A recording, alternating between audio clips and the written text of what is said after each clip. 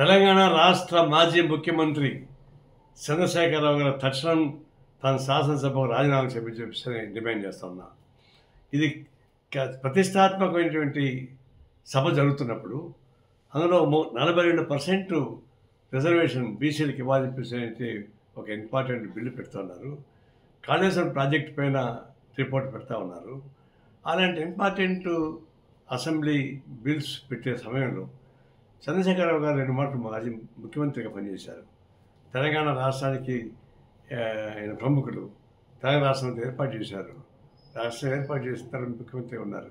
అంత ప్రముఖ పాత్ర అయినట్టు మీరు గెలిచిన తర్వాత ప్రజలను మోసం చేస్తూ మీరు ప్రేమలో పడుకొని ఈ నాటకాలు ఆడడం ఏంటి? అందువల్ల మీరు బాధ్యత స్థానంలో ఉండి అసెంబ్లీకి రాకపోవడం ఇవన్నీ చూస్తుంటే మీరు తక్షణం రాజీనామా చేయడం అవసరం చెప్పేసి మేము డిమాండ్ చేస్తున్నాం. అదే సందర్భంలో రాష్ట్ర ముఖ్యమంత్రి 42% బీసీ రిజర్వేషన్ బిల్లు పెట్టడానికి కావాల్సిన బిల్లు పెట్టారు. దాన్ని పాస్ చేస్తున్నారు. దీన్ని కేంద్రానికి పంపిస్తున్నారు.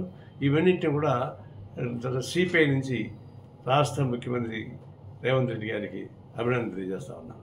అసలైన తొలి వెలుగు. ఫాలో వాట్సాప్ @తొలి వెలుగు official.